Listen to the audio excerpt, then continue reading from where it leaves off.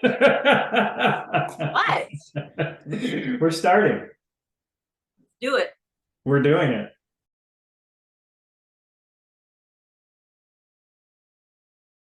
This is our first video. First one. Yeah, so we're going to kind of see where this evolves. You and I are now involved in this partnership together around consulting families. And we said, we sit around and you and I said, we sit around, we're underneath trees, we're walking through parks or the forest, and we have these conversations. And what if we just recorded them and then see what happens? Now we're doing it. So here we are in the present moment. But I'm in Ohio and you're in Miami. That's true. Yeah. I'm in Little River now, so I got off the beach. And I feel like that's a really good segue to the topic we're talking about, which is balance. See how I just did that? Smooth. Sultan of segue. Smooth operator. It was like effortless. Look, here we are. So we're talking about balance. And yes, I moved off the beach because I felt out of balance at the beach. Why? I was on the 20th floor, and that never felt right. It felt like I was too far from the ground. So I never felt literally grounded, and I didn't really like being in my apartment that much. So I didn't like my home. It's hard. It was hard for me to feel a sense of balance when I'm not in my home, when I don't have a home.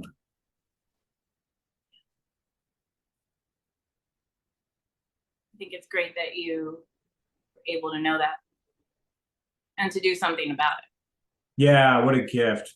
Like, so grateful that I could. Yeah, so grateful that I could. And also, we didn't have great windows. There weren't really good windows in this apartment that I was renting. So there were Lamborghinis and Ferraris and motorcycles and Toyotas with a muffler that got beat up with a hammer, just riding past my house all the time. So I never had a good night's sleep. And now it's just so quiet. I'm in Little River, which is on the other side of the bay, Miami proper, Miami-Dade. And finding my balance. And sleep is a big part of my balance too.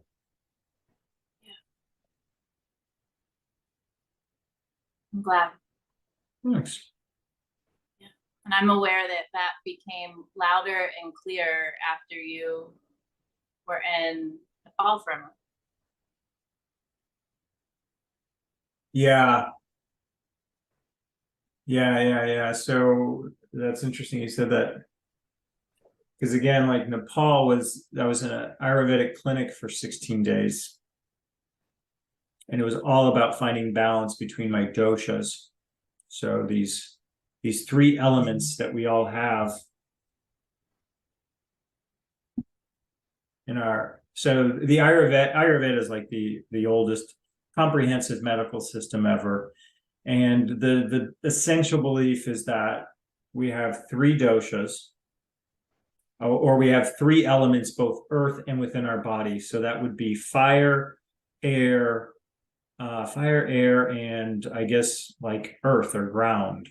And how do you balance those three together, both externally and internally? And so you can do it through diet and through exercise and through meditation, lifestyle. And when those are in balance, you have perfect health. And I felt healthy and calm and still there. And now the challenge is, okay, I'm no longer in the Himalayas and getting massages every day and having somebody cook for me. So, but how do I continue to get a balance between these three elements within me? And then within the new climate that I'm in, there's no mountains. There's it's a different vibe. So daily. This morning, thinking about balance and just us talking about it, and yesterday being Father's Day, I wrote on my social media, like I had a picture of my dad, and I wrote that kind of, I think of it in terms of balance, you know, like I had this great love, and the way I loved him and the way he loved me, and then with death, that is gone, but yet the love remains. And so when I name the death, my own suffering, so if I'm going out on the opposite end of love, right, is suffering, it's like bringing that in to find gratitude, because I can go out here and feel. Yesterday was really hard for me. I got through it, but grief is one of those things that just, I know you know, and people know, but you know, just hits out of nowhere. And yesterday was Father's Day. Yesterday was Father's Day, and but in that, it's like recognizing, oh, I feel this way because of these two things. The suffering is big because of the love, and how beautiful to have loved so much, so that can turn into gratitude, and to have that balance. But to stay in like the longing of the love and missing that, or to stay in the suffering, really wear on somebody, right? And so it's like being able to integrate the two. And so all day yesterday, when I would feel the tears come, because I needed to function too, I kind of got emotional in the morning. It's like, I need to get through my day. It's like I would feel that, and my throat would get tight, and I would start to get tears in my eyes. It's like, that's okay. Like I can acknowledge that and still go about my day, and it all remains true. That hit this morning as I was getting ready. I was like, that's balance. That's balance as far, you know, balance can take on so many forms and so many ways of being. In the tangible, oh my God. I have no idea. Wasn't me. That was me. We need to, was indecent exposure. We just need to know how many different forms it can take and recognize it. I'm a little confused because I don't know if I fully understand these two things that you're trying to balance. So one of them is the grief and suffering of not having your father in the physical form anymore, and the other is the gratitude of having him once in your life and then still in your life in a different form. Is that the two things? Because I don't fully get the It's the emotions. So yes, that is the why of why I feel this way, but it's the emotion. So in my role as a therapist, right, like I see people, we can get stuck and we can only hold one thing as true. So I could have this sense of despair, like I can't go on with, I hate it here, I hate it, I hate suffering, I'm gonna deny it. Or I can stay in this like, he's not gone, like this denial of like, I don't feel sad, I'm just only grateful for the love that we had. It's allowing, like, I do hate it here without him. I miss him all the time, and I hate not having him in my life, and I loved having him in my life. And so it's allowing all of my feelings to be true, and not denying one or getting stuck in one. Holding two apparently opposing beliefs as truths and simultaneous truths, or non-dualism. Exactly. And as we would say, having the range to allow all of that to be true. Yes. So range is really interesting. And when you say we would say, you and I talk a lot about this idea of range. And the idea of range came from a loved teacher of ours, Rick. Well, he's the one who said it, that stuck with it, but it goes beyond him, of course. That the world is full of polarities, and with these two polarities, being able to find as much true on both of them. Or another way of saying it, that I don't think that was a great explanation. Another way of saying range is, the more I'm willing to allow myself to suffer, the more I'm willing and able to embrace joy. And yeah. It's a really interesting concept for me, and I've never thought of this before until this very moment. Is, as you know, I also work in the investment world, and what we're constantly trying to do in the investment world is decrease the downside, which inherently decreases our upside with investments. Yes. Yeah. Yeah, If we're not absolutely. swinging for the fences, we're not going to lose big, we're not going to win big, but the clients that we work with aren't looking for that. They're looking to stay right in the middle, which is great for investment returns. Right. I know. I mean, in my expertise of this as well. Yeah. Great. But it's not that great for living the life to the fullest. Like you need both. And what I hear you saying is yesterday you were able to go down deep, but pull yourself back up, go to the high, bring yourself back down, and as you said, function. And when we started floating around the topic of balance, I think Webster says like not to like equally distributed, right? Like to one definition was to have the weight of something equally distributed or something like that. And which, as we've talked about, to me, I immediately went to the flow, to being able to flow with things. And as we think about flow, when it's constricted, it can be stagnant, the vibe can be off. And even when it's like too much, so back to you being, you know, in the high rise, you were in the air, you weren't experiencing going down to the other end of that range, or it wasn't as easy to seek that, to get the ground. Yeah.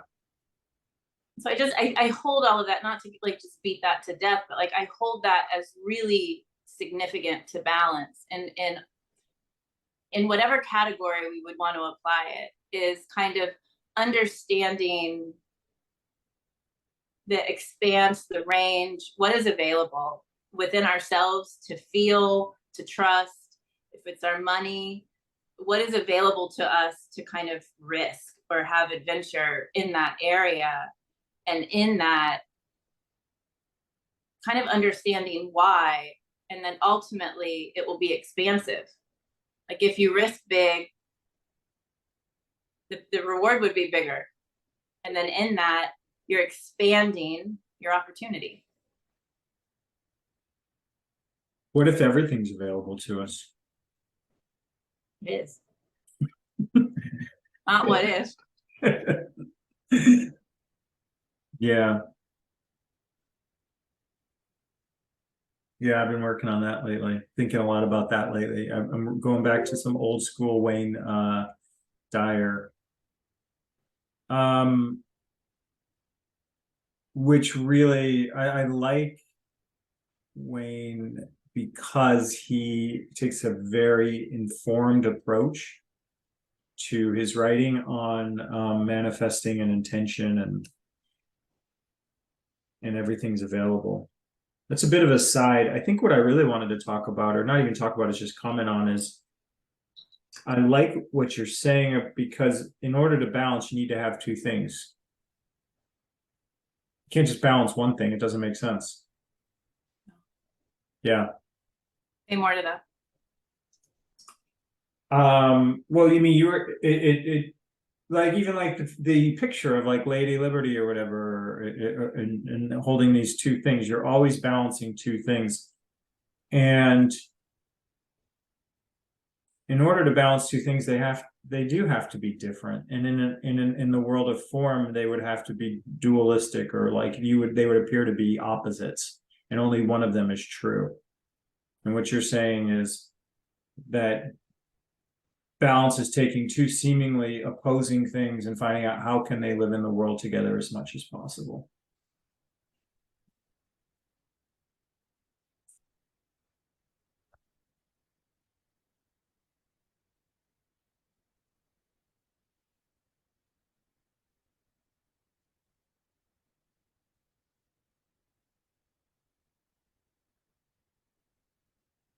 Why is that hard, do you think? Is it hard? I tell myself I think it must be it's getting easier for me, and I tell myself I think that's, as a human, hard. You know, my niece just graduated from the University of Dayton, and I wrote her a card. And in the card, you know, I was just like, hey, as you go out into the world, don't forget that 99% of the things people tell you are important are complete and utter bull. You know, like, and that, I think that makes it hard, is that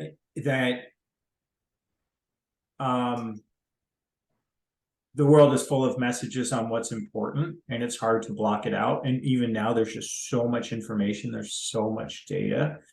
You and I have been talking a lot about that too. Hey, if we're going to do something, how do we do something where we're not telling other people what to do? We're not telling other people what to think. And we're not just filling the world with noise, but how can we fill it with beauty, care, intention, and make it an offering that people can or can't accept? You know, it's up to them.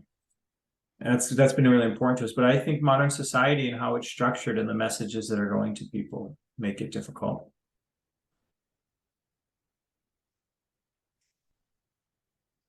For sure. So many times in here in my office when I sit with clients, I hear this kind of amazement when they get quiet with themselves, when they allow that little voice, that little nudge, like whatever that is, clarity to come in. And that's what I think of when I hear you give her that advice. Is it is so, we are told so many things, and it makes it hard for us to hold perhaps our own light to that. I'll give a little example of what I'm saying. It just came to me, you know, and going back to my dad, he died on Christmas Eve. I found myself at Target that night to get stocking stuffers for my children. And it's like, my dad died, I shouldn't be at Target. Sure. But I needed to, I mean, that's, you know, kind of just to circle back to that, but like, I could have shamed myself. I could have like done so many things. That's such a small example of these narrow ways of handling things, of being, that can kind of get put out on us. Like I did have the capacity to go do that. Oh yeah, they happen all the time.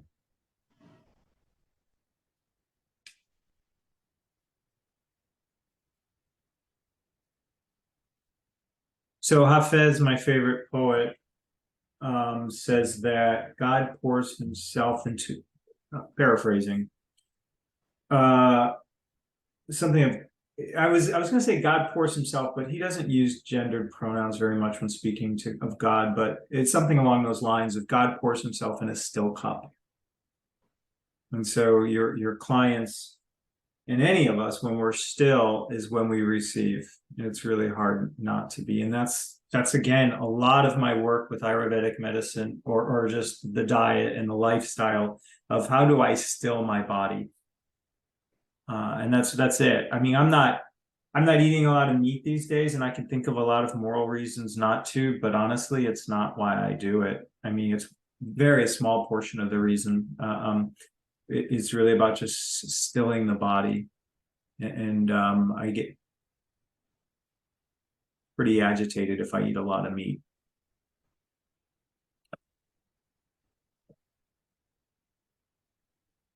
And the world would want to tell you, oh, you're a vegan or a vegetarian. They'd want to label these things that puts a lot of pressure.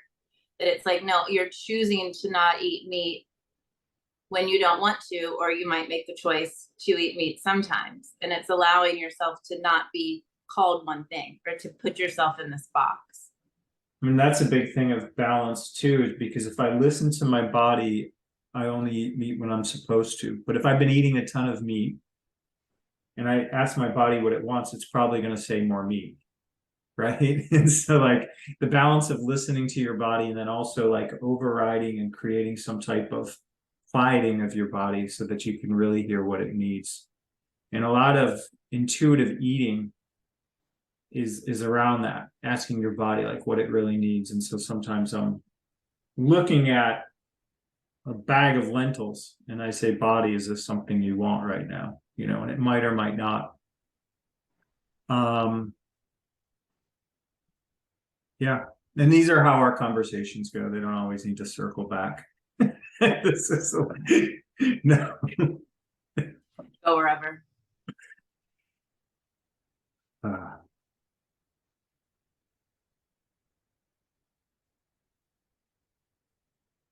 Listening is non-dualism to me.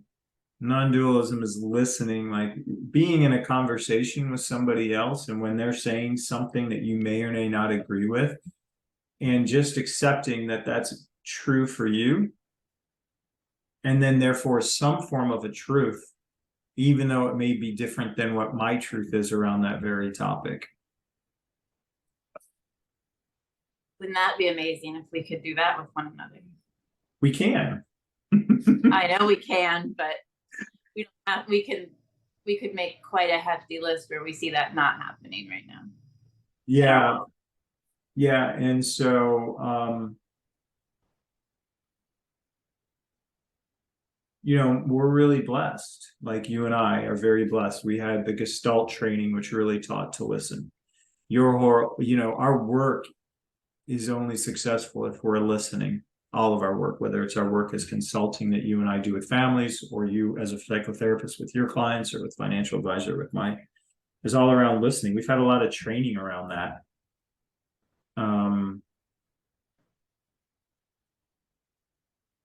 Yeah, and I think one of the things you and I are working and building out is some training for families on that, is listening.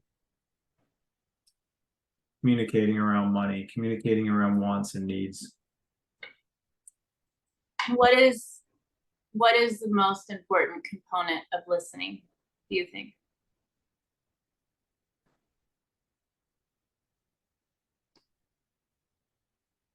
I think it's that. I think it's that holding the tension. As somebody is saying something that you don't agree with, and you want, or even if you agree with, and my first thought is to say, oh, and here's something I want to add to it, or here's what I want to add to it, is kind of putting a pin in all that and going back to the stillness. As if I'm still enough, when my mind is still enough, I can hear everything you're saying, and allow all that to exist, and then just reacting to it later. But is that for 1 minute to plug in? Hold on. My battery's done. I want to continue to listen. Hold on. I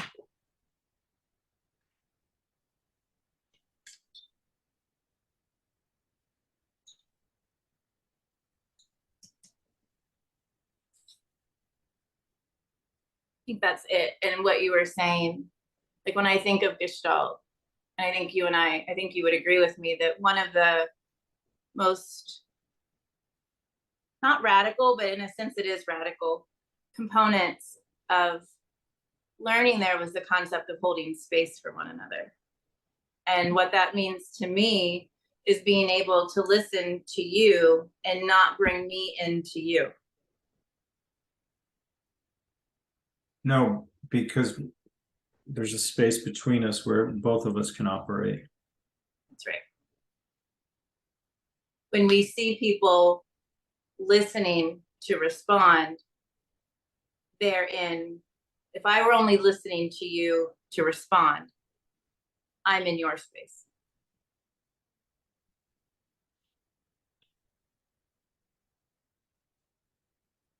Let me say that again. I'm going to respond, but if I'm not truly listening to you and I'm in my own head without kind of reflecting or being there and giving that space, I'm not truly listening. Yeah, I mean, there's a couple different things that are happening with two individuals who are talking. Internally, I have things that are going on within me. You have things. We're putting things out in the middle. They're going, I may pull something you say, cycle it through me, put it back out. You may take something I say or we said together, bring it back through you and let it cycle. All of this is a balance of reaction and like no action, like, or absorbing it and then putting it back out. I don't know what the words are, but it's this. And if it's all one way,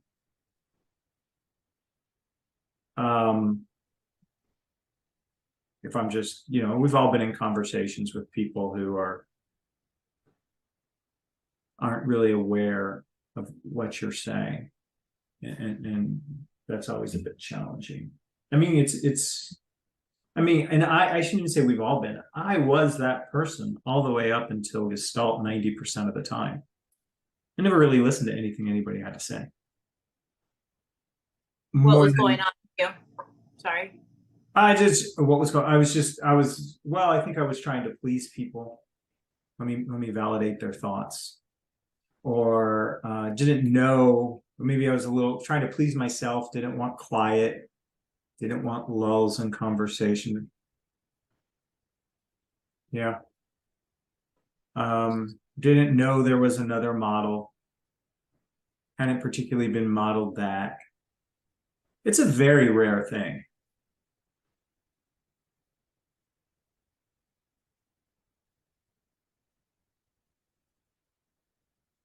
One of the things I appreciate the most about our relationship is the silence. Thanks. Because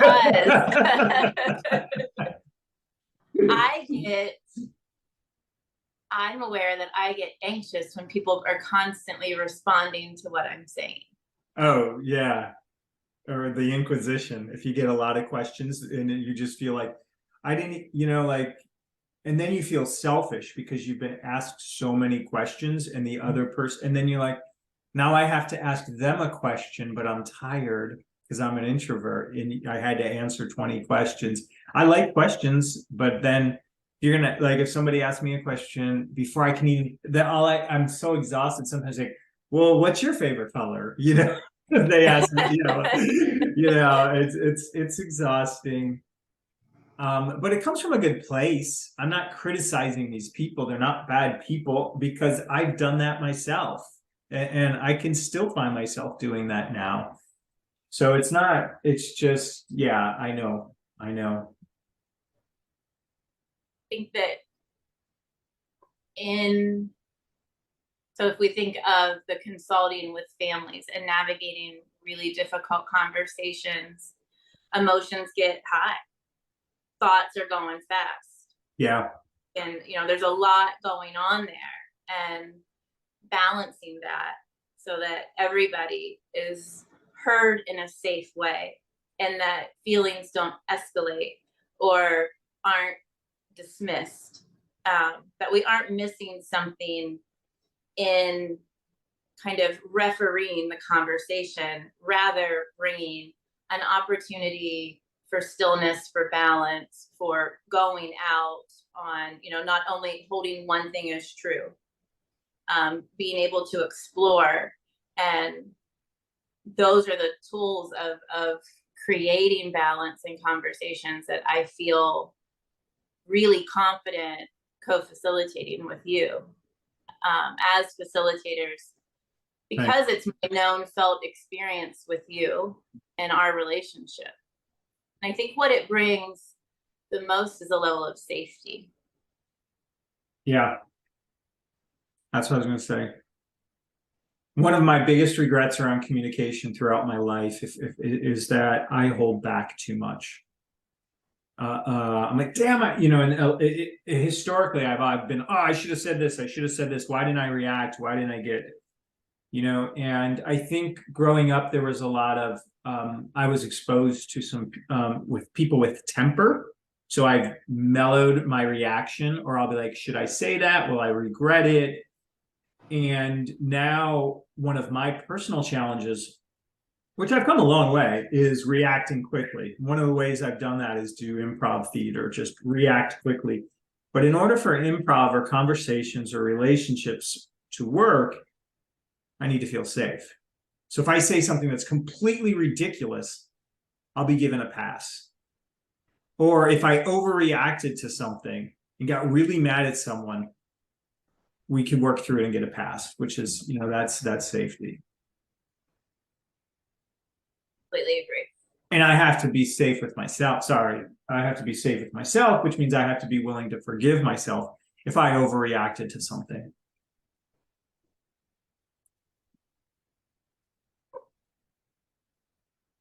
It's both.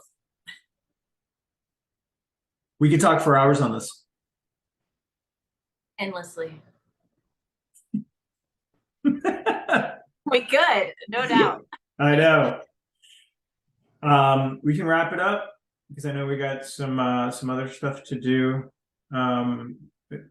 Is there any, I mean, should we put a bow on it?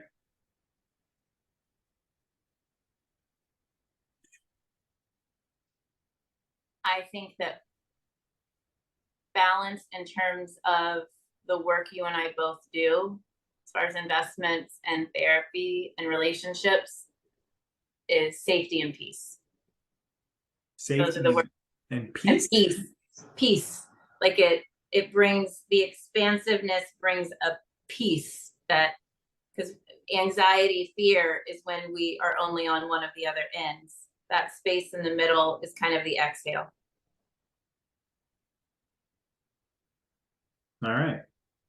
Thank you. That's a bow. I'm going to leave it at that and just say that this was our first recorded talk on balance. And every month we're picking a theme. And you're going to see it through a variety of formats. And then we'll just see what happens. Here we go. Let's do it.